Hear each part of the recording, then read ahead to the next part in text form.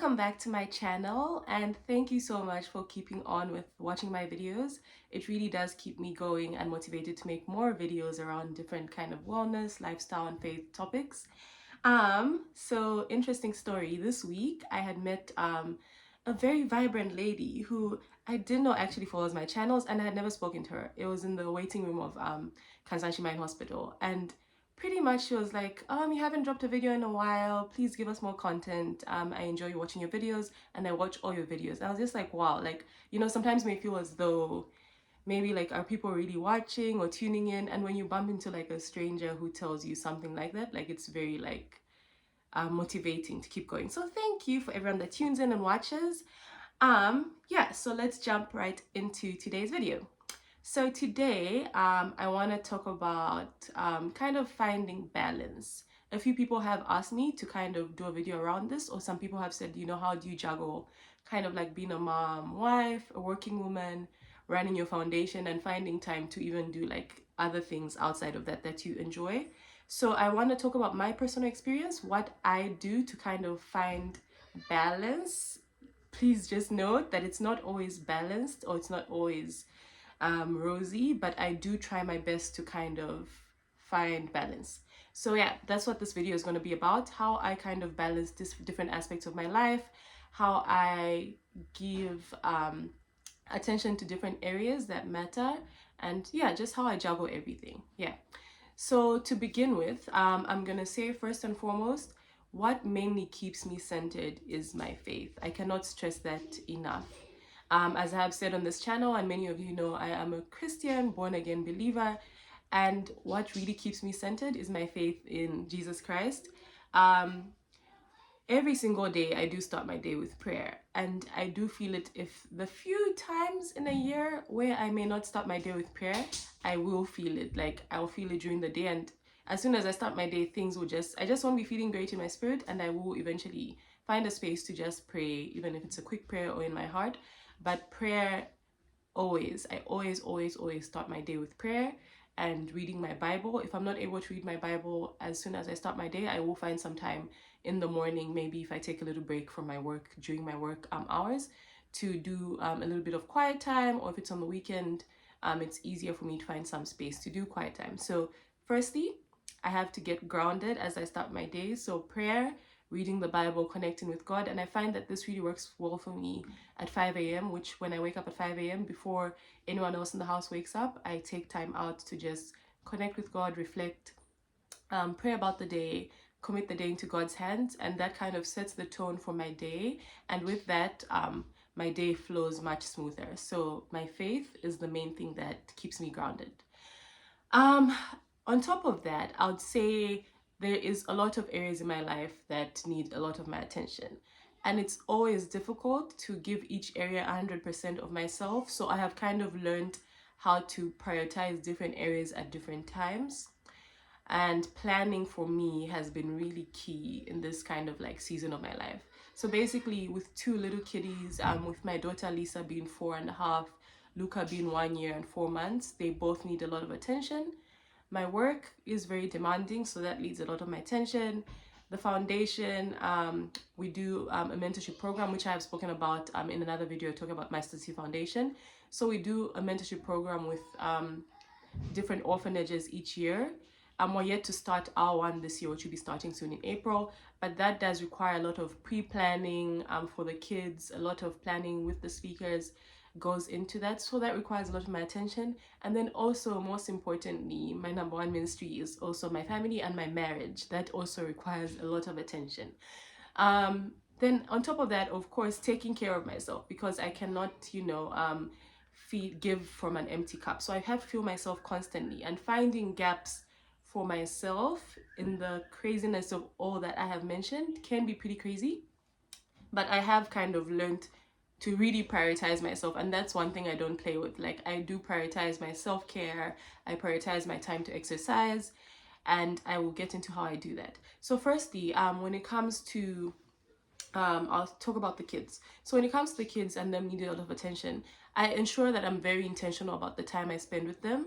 I understand that working, as a working mom, I won't always be able to give them as much time as I'd like to. So now it's become a thing of like quality over quantity. So with the time that I get to spend with them, I make sure it's very impactful. I show them the most love that I can. I give them the most attention that I can. I have tried to put my phone away when I get home. I switch off work completely. I will not be working once I'm home. My full attention has to be on my kiddies. Of course, when I get home, sometimes I do have to cook for the family. I do ensure that I involve Lisa in the pre-prep with whatever she can do. She really likes to help out in the kitchen. And then Luca will be playing just close to us with the Tupperware, so we do the pre-prep. And then, of course, I make them leave the kitchen when I start handle the hot stuff when their dad gets in from work. But with that, I also ensure that the house help helps me with a lot of the pre-prep for the food. So as much as I'm personally a person that likes to, personally a person, I'm a person that likes to make my own food from scratch. So it has been a big struggle for me to kind of hand over the meal prep to the workers, the house helps that we have. But my husband has said, look, we're in a different season of our lives.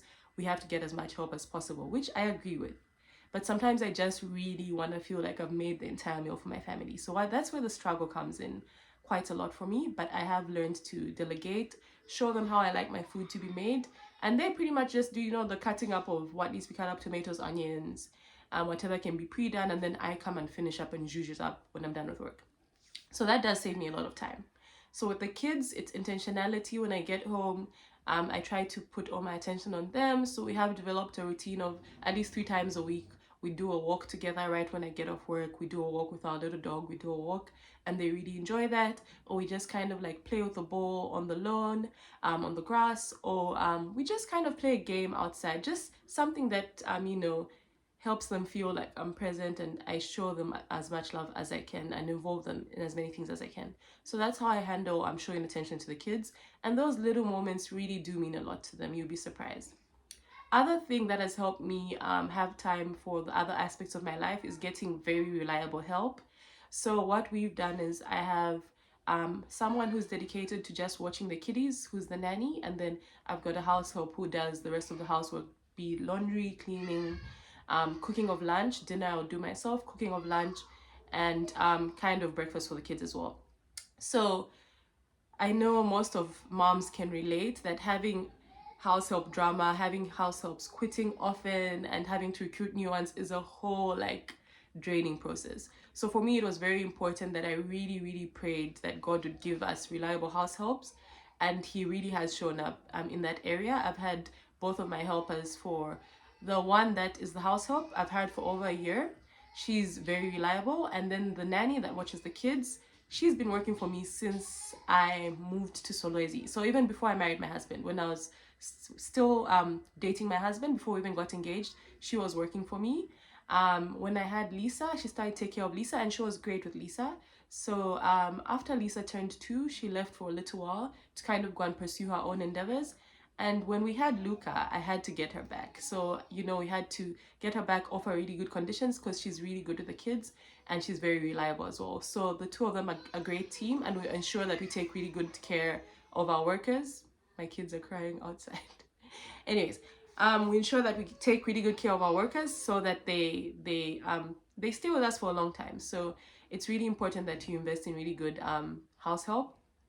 And I'm a really good nanny as well. So that has really helped me to give time to other areas of my life. And I don't have to spend time on stressing about other kids, okay, if I'm not at home, or will this be done? They know how I like things done. And with that, I'm able to pay attention to other areas of my life. So yeah, that's with handling the kids and getting help. So what I will say, if you've got really young kids, it's important that you don't feel guilty and be like, no, but I need to do this myself. Get as much help as you can. If you're in a place where you're privileged to have family around and they're willing to help, let them help with your kiddies. For us, we don't have any family in Solwezi, so it's mostly the house helps that help out with the kids when we're not able to. But one thing we have done is that we have decided that we don't want a live-in maid or live-in house help. So they help as much as they can till 5 p.m. and then they get off. And then that time after that is for me and my husband to spend with the kids. Why we've done that is that we do realize that if they are here all the time, we may get lazy and just kind of hand over the kids to them to take care of even after we knock off. So we want to have that intentional time with our kids So we ensure that we don't have anyone living over so that we can have as much time with our kids. We do the bedtime routine ourselves, bath time routine in the evening, feeding in the evening, so that even if we've missed out during the day on the lunchtime and the breakfast, we still get that time with the kids. And that's really important for us, for our kids to know and feel that we're present parents in the middle of all our busy schedules. So that's what we've done on the kids side. When it comes to being a wife, child, wow, it can be a lot. Like, it can be difficult because, as I said, it also requires a lot of my attention, but that's an area I don't even play with. Like, my husband is my number one priority, even before the kids, because without him there would be no kids, you know what I mean? So with my husband, I try to be intentional about firstly our dates. So we do make sure within a month we have at least one date, but it's mostly meant to be 2 dates or 2 date days in a month. So we prioritize our date days. When we can, when we put the kids down, sometimes we do try to stay up and speak, but these days, to be honest, especially with doing school, I fall asleep right after or when the kids are falling asleep. But that's something that we try to do, to bring the kids' bedtime lower down so that we can get them in bed earlier and spend some quality time together. And then communication has been very key in this season of our lives. So it's important that we communicate often and transparently about what we're feeling, especially on my end. It was one of my resolutions for this year to be as transparent and as open with my husband as possible about what I'm feeling in each moment, each season, so that he knows where I'm at. And if I seem a bit cranky or I'm acting a certain way, he understands, okay, it's because he's experiencing this, and he's able to extend grace. And I must say, you guys, like, my husband is the best. Like, he's so great. Oh my goodness, God really snapped when he blessed me with Monza. He's a really hands-on dad. I'm sure those of you that know him or have met him have experienced that. He's super hands-on. He helps with everything from the feeding to the bedtime routine, bath time. Like, he's always super hands-on. When we get off work, we have dedicated gym days. So say, for example, if my gym days are Tuesday and Thursday, his would be Monday and Wednesday, for example. And then we can both have Saturday. So we've learned how to juggle that very well because, as I said, we don't have our workers after hours, after work hours. So basically, when we get off work, if it's my gym day, he'll make sure he's home on time so that I can have time to work out, and he'll play with the kids and kind of be with the kids so that I can have time to work out, and vice versa. So we have really learned how to work this thing out of parenting and giving each other time to have time to ourselves, and it works really well. And with that, it's also really grown our relationship. I have heard lots of stories of how most people's relationships kind of do get rocky when kids come into the equation because your attention is being split in different directions. But for us, I think the main thing, as I have said, has been communication. It's been really key in this season, and it's really, really, really helped us be in a good place as a couple. So yeah, I'd emphasize communication with your partner, and most importantly, praying with your partner. We try to make it a point to pray together almost every day, and to just spend time together in God's kind of presence every day, and that also keeps us grounded as a couple as well. So that's really important as well. When it comes to work, with my work, I make sure that when I'm at work, I'm fully focused on my work. So I use my work hours, because for me, taking work home is not an option. So I try to do as much as I can in my work hours. And if you really do kind of like focus and work smart when you're at work, you really won't have to take work home. For me, that's always been a thing. Even before I had kids, it was always a priority for me to never take work home. I think I can count on my 10 fingers how many times I've taken work home.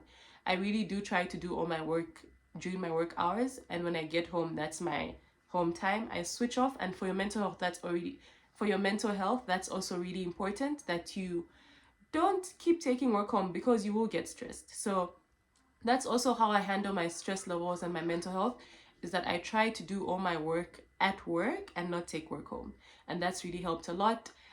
It really helps to have a sufficient team that you work with. So that's been really important for me to kind of build an effective and sufficient team around me, so that when I'm at work, you don't find yourself doing all the work by yourself, and have reliable people who can do the work for you and know that to be done to really good standards. So that's really important, that at work you have a team around you that's very, like capable, and self-starter team kind of thing, which can work on their own and which you can depend on even at times where you can't pull your own weight. So that's been really important, that when I'm at work and during my work hours, I do everything that I can. But when I get home, I switch off the work button and get into the home life button. So that's been really important for me.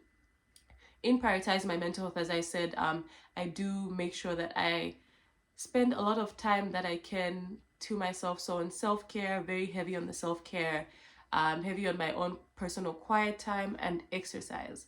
If I don't exercise in a week, guys, like you will know, like my husband will know, I will start to fall apart slowly. So exercise is a very big part of my life, and I make sure that I exercise at least twice a week. Right now, that's the best I can do. If I can get in 3 days of exercise in a week, then that's a really good week, but it has to happen at some point. And as soon as I'm done exercising, I'm a much better person. I'm like Bubbles from the Powerpuff Girls. Like, I'm very bubbly and I'm excited and I'm in a good mood after exercise. I could have been a different person 30 minutes before the exercise started, and right after, I'll be a very happy person. So exercise really helps me. It's really good for my mental health. It also really keeps me grounded. And exercise has actually looked really different for different seasons of our lives, to be honest.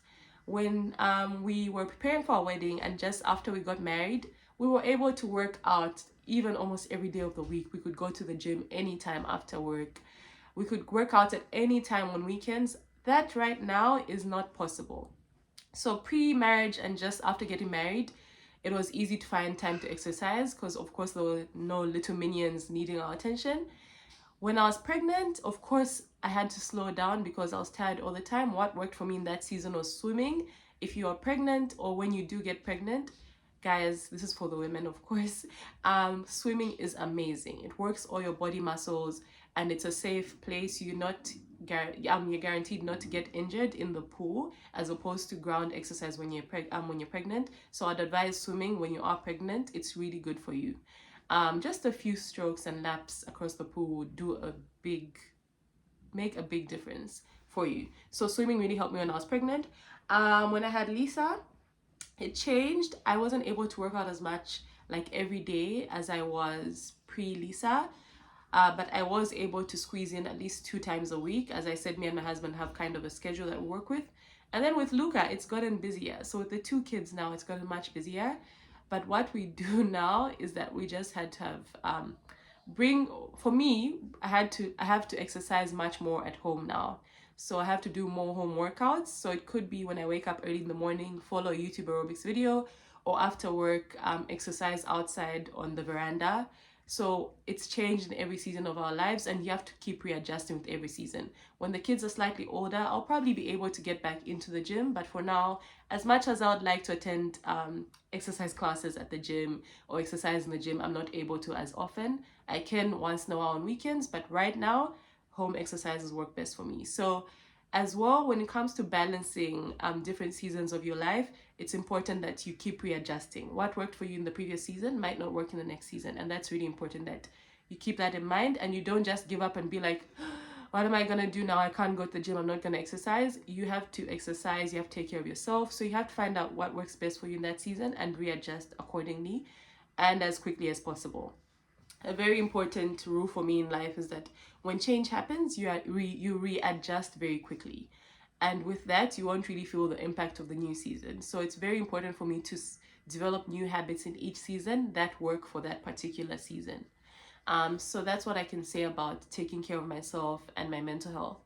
And when I do take care of myself, I'm able to serve those around me much better. And then lastly, friendships. Friendships in this season has been very interesting, to be honest. I have felt that a number of my friendships have struggled due to just the busyness of everything. But with the friends that I'm able to meet me halfway, we have kind of developed a way that we communicate. I do have some really amazing friends who, we may not talk every day or every week, but when we do check in, it works for us and we just kind of, pick up where we left off. There's certain friends that I may have a phone call with maybe only once every 3 weeks, and we catch up and we talk for an hour and we catch up and we have a good time and we pick up where we left off from, and the friendship is still good. There's certain friends who are kind of like status reply friends, like they'll reply off of a status I may post and vice versa, and from that we pick up a conversation, and with those friends I may talk to every 2-3 days and we keep the conversation going, and that works for us and that keeps our friendship going. Certain friends that we relate on based on different life topics, be it motherhood or different seasons we're going through.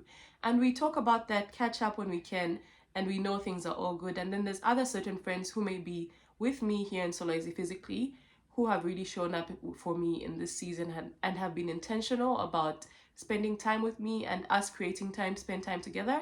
And that's been really helpful. It may only be once every 2 weeks or every 3 weeks, but that time spent with friends really makes a huge difference. So even in this season, it's just about kind of knowing how to navigate each friendship. Each friendship is different, and each friendship requires a different amount of attention and a different way to navigate, basically. But it's really good to understand what your friendship is like, what works for you guys, and to just keep at that. But communication in friendship is also really important. So, yeah, it's important to know who your friends are, your genuine real friends, and to keep that momentum going in the friendship. So that's how I'm navigating friendship in this season. I can't say it's been easy and all rosy, but it's getting better. I think I'm getting the hang of kind of balancing and navigating that aspect as well. So that's been on the friendship area. When it comes to family, our families stay Copperbelt and Lusaka. So my husband's family, my family in love, is in Kitwe, and then my family is in Lusaka at the moment. So with them, it's kind of a matter of constant phone calls when we can during the week, or texting. And then on top of that, we do try to visit each family at least each quarter of the year. So spend the weekend with either Kitwe or Lusaka when we can, just to spend time and catch up with family in person, as it's different from on the phone. So that's pretty much how I have been balancing my life at the moment. I could get into much more detail, but I don't want to make this video too long. So I can do a part 2 at some point. If you guys have any questions, please let me know in the comments below. And if there's anything that you'd like me to delve more into on this topic of kind of finding balance, please do let me know. But yeah, pretty much at the moment, that's how I'm finding balance. And I can say, like, it's working for me. Most especially with having a supportive partner, I'm still able to even make a YouTube video like this, or to even thrive in other areas of my life, like in my work life, in my mom life, because my partner is really supportive, and just the best. So yeah, as I said, my faith keeps me grounded. Having a partner that is hands-on and very supportive, being intentional about my time with the kids when I do get home. And also, another thing I forgot to mention before I go off, I plan all my weekends each month. So when January begins, for example, I will have all my Saturdays planned out. So in there'll be 1 or 2 Saturdays where I'll do an activity with the kids outside of home, say go to the dam or go to this place. In there'll be time to spend with the foundation, a weekend where I'll just dedicate to the foundation. In there'll be a weekend dedicated to have a date with my husband. So all my weekends for each month are pre-planned, just so that I know I'm prioritizing and spending time on what's most important. So for me, planning is really important. I'm a very big planner. I have lots of notebooks and diaries and everything where I write down everything and plan everything. And planning has always been a big thing for me throughout life, even before I got married, even when I was in school. And it also helps me get the most out of life. I'm a person that likes to live life to the fullest, and with that comes a lot of planning. So with planning, I'm able to do much more that fulfills me, and yeah, I'd advise planning. So that's about it for today. Thank you so much for watching. Please give this video a thumbs up. Don't forget to subscribe if you're not already subscribed, and I'll see you in the next video. Thank you. Bye.